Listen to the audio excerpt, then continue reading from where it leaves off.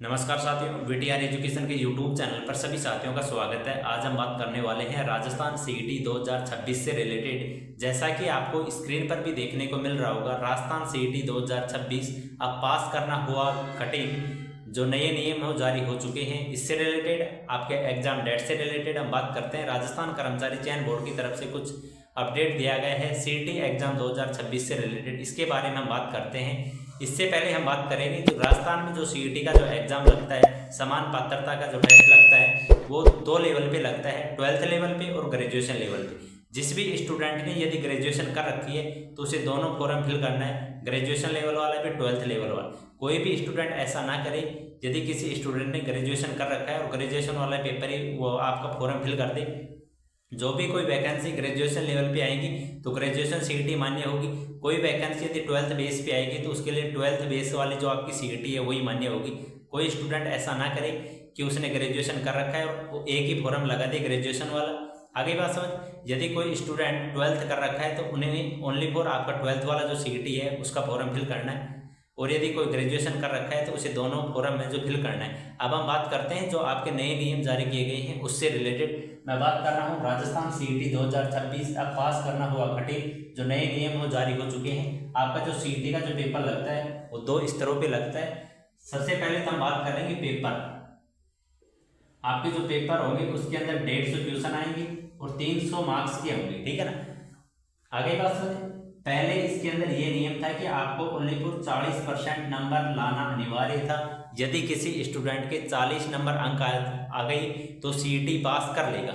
जैसा कि आपका पेपर है 150 क्वेश्चनों का, तो आपको ओनली फॉर 60 क्वेश्चन सही हो गए होंगे तो अपना सीईटी का जो क्लियर है, जो आपका सीईटी का एग्जाम हो क्लियर हो चुका होगा।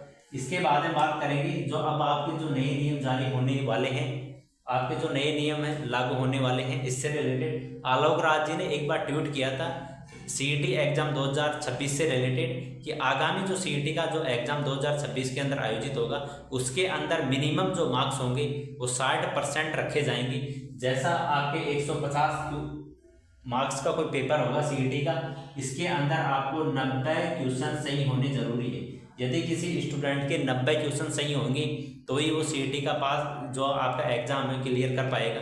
अभी तक ये नियम लागू नहीं हुआ है, जैसे ही नोटिफिकेशन आएगा तो ये नियम लागू हो सकता है, क्योंकि आलोक राज जी ने इसके बारे में ट्वीट कर रखा है कि अब की बार जो आपका पेपर रहेगा सीईटी का उसके अंदर 60% अंक आपके मिनिमम आने चाहिए। चाहे कोई ग्रेजुएशन लेवल हो या फिर 12th बेस वाली सीईटी है, इसके अंदर मिनिमम जो मार्क्स है वो 60% आने चाहिए। इसके बाद में बात करेंगे जो आपके 60 क्वेश्चन पहले इसके अंदर सही होने थे और अब जो नियम लागू होने वाले इसके अंदर आपके 90 क्वेश्चन सही होने वाले। तो इसका मतलब है कि पहले तो यदि आपके 120 नंबर आ रहे थे 300 में से, तो आपका सीईटी का जो एग्जाम है क्लियर हो जाता था। लेकिन अब आपको 180 नंबर चाहिए सीईटी पास करने के लिए, चाहे कोई स्टूडेंट 12th बेस वाला हो या फिर ग्रेजुएशन बेस वाला हो। आगे बात में ये नियम है जो अभी तक लागू नहीं किए गए, जैसे ही लागू कर दिए जाएंगे सभी साथियों को सूचित कर दिया जाएगा। इसके बाद में बात करेंगे हम सीईटी एग्जाम 2025 के एग्जाम डेट से रिलेटेड। हम एग्जाम डेट से रिलेटेड ही बात कर लेते हैं। आपकी जो 12th बेस वाली जो सीईटी है उसकी जो एग्जाम होगी वो मई 2026 8 से 10 मई के बीच में आपकी जो एग्जाम है आयोजित कर दी जाएगी, 12th बेस वाली सीईटी। इसके बाद में बात करते हैं जो आपकी ग्रेजुएशन वाली सीईटी होगी उसकी एग्जाम पहले तो 22 फरवरी 2026 फिक्स की गई थी, लेकिन इसकी जो डेट है वो चेंज कर दी गई है। 22 फरवरी 2026 को आपकी लैब असिस्टेंट की एग्जाम होने वाली है, इसलिए जो आपकी ग्रेजुएशन वाली सीईटी है इसकी एग्जाम डेट घोषित नहीं की गई है।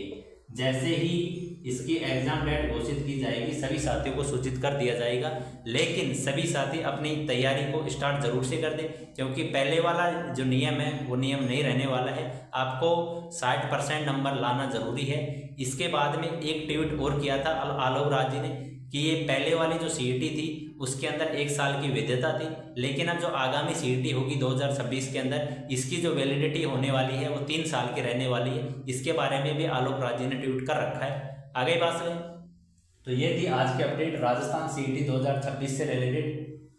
तो किसी भी साथी ने यदि 12th कर रखा हो या फिर ग्रेजुएशन कर रखा है, अपनी तैयारी को स्टार्ट कर दे। इसके जब भी फॉरम आएंगे सभी साथियों को वीडियो प्रोवाइड करा दिया जाएगा। ऐसे ही अपडेट और पाने के लिए इस चैनल को सब्सक्राइब जरूर से करें। किसी भी स्टूडेंट को अदर कोई भी वैकेंसी से रिलेटेड किसी प्रकार को डाउट हो तो वीडीआर एजुकेशन के इंस्टाग्राम चैनल पर जाके आप आसानी से मैसेज कर सकते हो, वहाँ पे सभी साथियों को रिप्लाई दे दिया जाएगा। साथ ही इंस्टाग्राम और टेलीग्राम चैनल की जो लिंक है वो डिस्क्रिप्शन के अंदर दी गई है, सभी साथी वहाँ से आसानी से जुड़ सकते हैं। मिलते हैं आपसे बहुत जल्द ऐसी ही एक और इन्फॉर्मेशन के साथ। जब तक इस वीडियो को लाइक करें, शेयर करें और इस चैनल को सब्सक्राइब जरूर से करें। धन्यवाद।